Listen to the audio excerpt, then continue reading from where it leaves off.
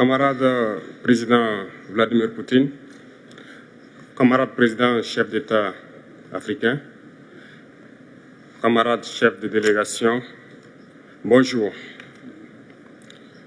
C'est un honneur pour moi ce matin donc de prendre la parole ici et de vous passer donc le salut fraternel du peuple du pays des hommes intègres. C'est aussi le lieu pour moi, avant tout propos, de rendre grâce à Dieu, Dieu Tout-Puissant qui nous a permis de nous réunir ici ce matin en bonne santé pour parler de l'avenir et du bien-être donc de nos peuples. Je m'en vais m'excuser auprès des anciens que je pourrais vexer dans mes propos à venir. Africanité oblige, les droits d'aînesse, je me dois de m'excuser.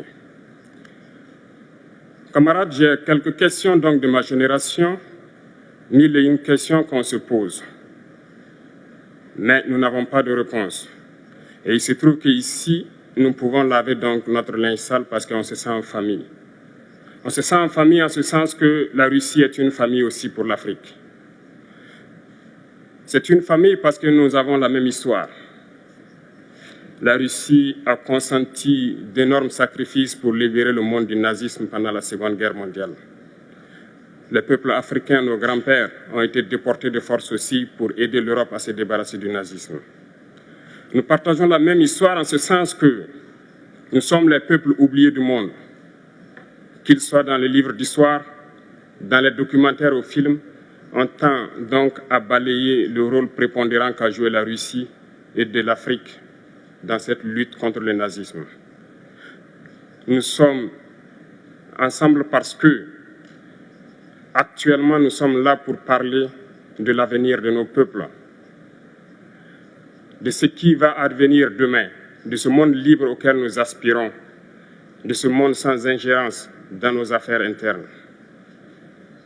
Nous avons les mêmes perspectives et je souhaite que ce sommet soit l'occasion donc de pouvoir tisser de très bonnes relations en vue d'un meilleur avenir de nos peuples. Les questions que mes générations se posent sont les suivantes, si je peux me résumer, c'est de ne pas comprendre comment l'Afrique, avec tant de richesses sous notre sol, avec une nature généreuse, de l'eau, du soleil en abondance, l'Afrique est aujourd'hui le continent le plus pauvre. L'Afrique est un continent affamé. Et comment se fait-il que les chefs d'État traversent donc le monde à mendier? Voici des questions que nous nous posons et que nous n'avons pas de réponse jusque-là. Nous avons l'occasion de tisser de nouvelles relations. Et j'espère que ces relations puissent être les meilleures pour donner un meilleur avenir à nos peuples.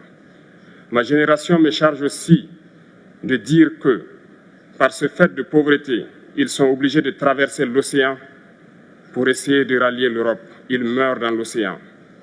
Mais que prochainement, ils n'iront pas traverser parce qu'ils viendront devant nos palais pour chercher leur pitance quotidienne. Pour ce qui concerne le Burkina Faso, aujourd'hui, nous sommes confrontés depuis plus de 8 ans à la forme de manifestation la plus barbare, la plus violente du néocolonialisme, de l'impérialisme. L'esclavage qu'on tend encore à nous imposer. Nos dévanciers nous ont bien appris une chose. L'esclave qui n'est pas capable d'assumer sa révolte ne mérite pas que l'on s'apitoie sur son sort.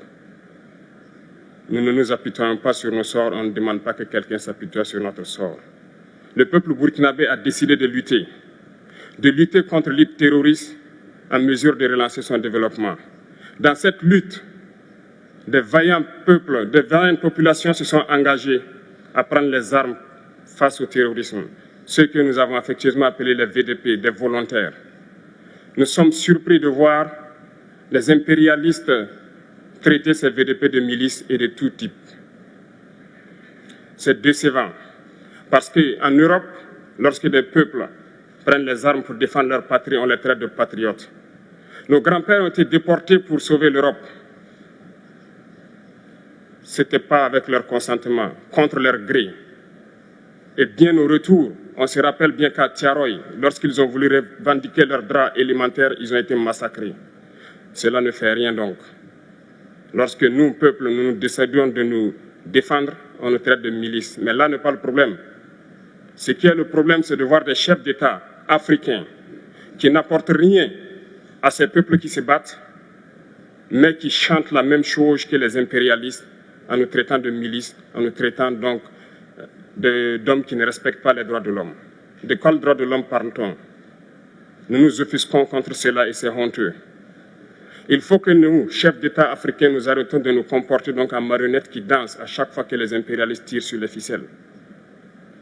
Hier, le président Vladimir Poutine a annoncé donc l'envoi de céréales en Afrique. Nous sommes bien contents. Nous lui disons merci pour cela.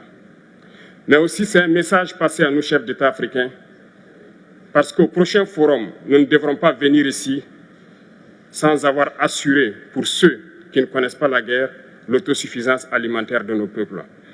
Nous devons prendre l'expérience de ceux qui ont pu déjà atteindre cela en Afrique, tisser de bonnes relations ici et tisser de meilleures relations avec la Fédération de Russie pour pouvoir assouvir les besoins de nos populations. Je ne serai pas peut-être long, le temps imparti est très court. Nous sommes obligés de nous arrêter à un moment donné. Mais je voudrais terminer en disant que nous devons donc rendre hommage à nos peuples qui se battent. Gloire à nos peuples, dignité à nos peuples, victoire à nos peuples. La patrie ou la mort, nous vaincrons. Merci, camarades.